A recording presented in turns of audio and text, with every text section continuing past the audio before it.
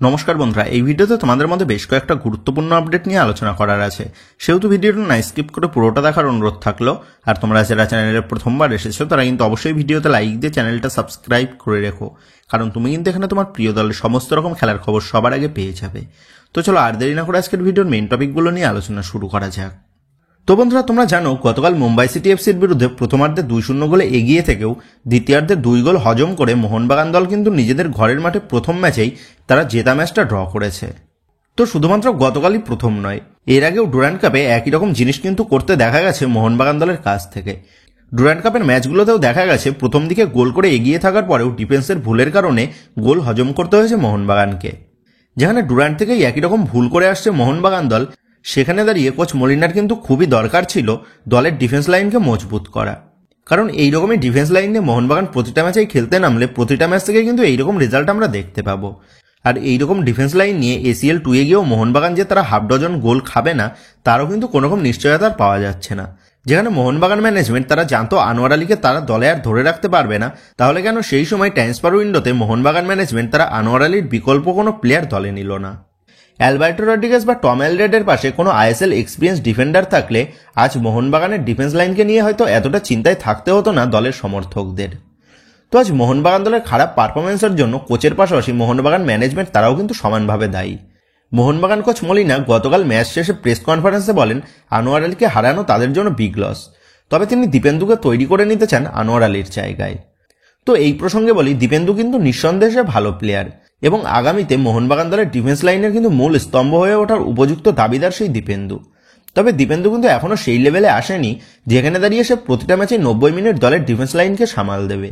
এর পাশাপাশি কোচ মলিনা দেখছেন এই প্লেয়ারদের নিয়ে 3 ডিফেন্সে গিয়ে দলের ডিফেন্সের জন্য কিন্তু প্রতিটা ম্যাচে গোল হজম করতে হচ্ছে। সেখানে দাঁড়িয়েও মানুষ কিন্তু ভুল থেকে শিক্ষা নেয়, কিন্তু কোচ মলিনা সেটা না করে মুম্বাই সিটি এফসির মতন শক্তিশালী প্রতিপক্ষের বিরুদ্ধে 3 ডিফেন্সে গিয়ে ম্যাচটা মুম্বাই সিটি এফসির ফেভারে করে দিল। গতকাল 2 গোল করার পর কোচ মলিনা যদি দলকে 4 ডিফেন্সে নিয়ে গিয়ে ফুল ডিফেন্সিভ মোডে ঢুকে যেত, তাহলেও হয়তো দ্বিতীয় গোলটা কনসিড করতে হতো না মোহনবাগানকে এবং শেষ পর্যন্ত হয়তো 2-1 গোলে ম্যাচটা জিততে পারত মোহনবাগান। কোচ মলিনার মাঝে মধ্যে কিছু হঠকারী সিদ্ধান্ত কিন্তু আবারও সেই জুয়ান ফের্নান্ডোর কথা মনে করিয়ে দিচ্ছে আপামর সবুজ মেরুন সমর্থকদের। আর কোচ মলিনা তড়িঘড়ি এই দলের ডিফেন্স লাইনকে নিয়ে কাজকর্ম করা শুরু না করলে আগামীতে মোহনবাগান দলকে বহু সমস্যার মধ্যে পড়তে হবে। মলিনা নিঃসন্দেহে একজন হাই প্রোফাইল কোচ, তবে অ্যান্তোনিও লোপেস হাবাসের ধারে কাছে কিন্তু এখনো আসতে পারেননি কোচ মলিনা। হাবাস গত মরশুমে মোহনবাগান দলকে ওইরকম খারাপ সিচুয়েশন থেকে তুলে নিয়ে এসে দলকে কিন্তু লিগ শিল্ড জিতিয়েছিল, যেখানে একসময় মোহনবাগান সমর্থকরা গত মরশুমে লিগ শিল্ড জেতার আশা কিন্তু প্রায় ভুলেই গেছিল। আর সেখানে দাঁড়িয়ে হাবাস কিন্তু দলে এসেই জনি কাউকে দলে ফিরিয়ে এনে দলের হাল কিন্তু পুরো আলাদা করে দেয়।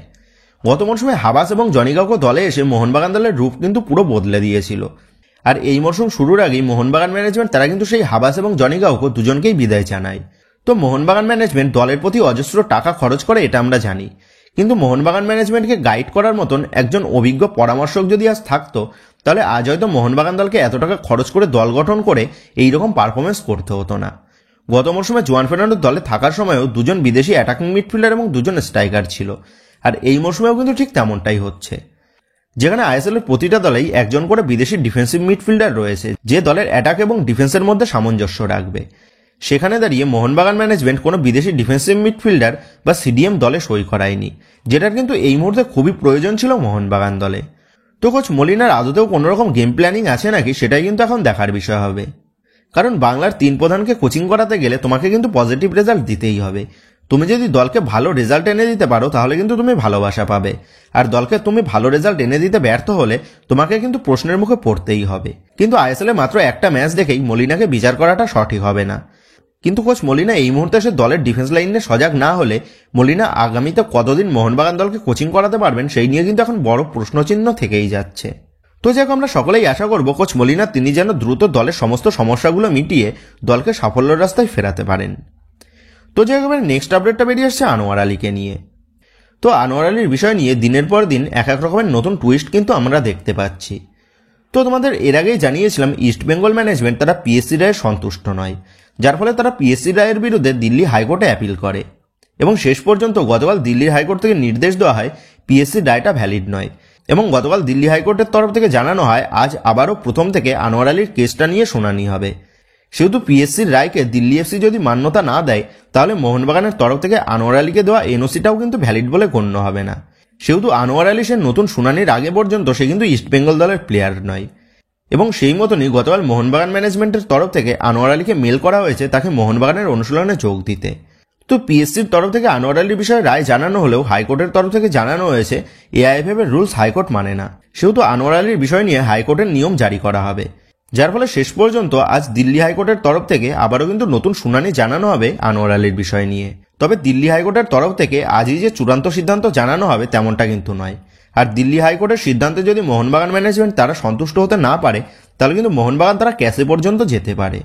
সেহেতু মোহনবাগান তারা এরপর ক্যাসেতে গেলে এই কেসটা কিন্তু ফিফা পর্যন্ত যেতে পারে। আর ফিফা পর্যন্ত কেসটা চলে গেলে আনোয়ার আলীর কেসে কিন্তু আবার নতুন মোড় আমরা দেখতে পেতে পারি। তখন এমনটাও হতে পারে আনোয়ার আলীকে 1 টাকাও কম্পেনসেশন দিতে নাও হতে পারে। আবার এমনটাও হতে পারে আনোয়ার আলী ও ইস্টবেঙ্গল দুই পক্ষকেই আরও বড় শাস্তির মুখে পড়তে হতে পারে। আর ফিফাতে গেলে সর্বপ্রথম আনোয়ার আলী সে কিন্তু কড়া শাস্তির মুখে পড়বে, কারণ আমরা জানি এর আগে আনোয়ার আলীর হার্টের সমস্যার কারণে আনোয়ার আলী কিন্তু বহু বছর মাঠের বাইরে ছিল। আর অ্যাজ পার ফিফা রুলস কোনো প্লেয়ারের যদি হার্টের সমস্যা থাকে সে কিন্তু ফুটবল খেলতে পারে না। সেহেতু এই বিষয়টা নিয়ে আনোয়ার আলীর জন্য কিন্তু বড় সমস্যা হতে পারে মোহনবাগান তারা যদি ফিফার দ্বারস্থ হয়। সেহেতু মোহনবাগান তারা ফিফার দ্বারস্থ হলে আনোয়ার আলীর ভবিষ্যৎ যে বেশ অন্ধকারের দিকে চলে যাবে সেটা কিন্তু বলাই যায়। তো যাই হোক, এতদিন আনোয়ার আলী ও ইস্টবেঙ্গলের বিরুদ্ধে শুধুমাত্র মোহনবাগান তারা লড়াই করেছিল। তবে ইস্টবেঙ্গল যেহেতু এবার পিএসসি এবং এআইএফএফ এর বিরুদ্ধে কোর্টে তারা মামলা করেছে, সেহেতু এবার মোহনবাগানের পাশাপাশি পিএসসি এবং এআইএফএফ তারাও কিন্তু এবার আনোয়ার আলী ও ইস্টবেঙ্গলের বিরুদ্ধে মামলা লড়বে। সেহেতু শেষ পর্যন্ত আনোয়ার আলীর ভবিষ্যৎটা কোন দিকে এগোয় সেটাই কিন্তু এখন দেখার বিষয় হবে। আর আজ কোর্টের তরফ থেকে যে রায়টা জানানো হবে সেটা কিন্তু অবশ্যই তোমাদের মধ্যে শেয়ার করে দেবো। তো যাই হোক বন্ধুরা, এই ভিডিওতে গুরুত্বপূর্ণ আপডেট করা নিয়ে তোমাদের মধ্যে আলোচনা করার ছিল। তো আশা করি ভিডিওটা তোমাদের ভালো লেগেছে। তো যদি ভিডিওটা ভালো লেগে থাকে তাহলে ভিডিওতে লাইক দিয়ে চ্যানেল সাবস্ক্রাইব করে পাশে থাকা বেল আইকনটা অবশ্যই প্রেস করে দিও। আর তোমরা যারা এখনো পর্যন্ত আমাদের সোশ্যাল মিডিয়া পেজের সাথে যুক্ত হওনি তারা কিন্তু অবশ্যই নিচের ডেসক্রিপশন বক্সের লিঙ্ক থেকে আমাদের সোশ্যাল মিডিয়া পেজের সাথে যুক্ত হয়ে যাও, কারণ এখন কিন্তু সমস্ত লেটেস্ট আপডেটগুলো সবার আগে আমাদের সোশ্যাল মিডিয়া পেজেই পোস্ট করা হয়।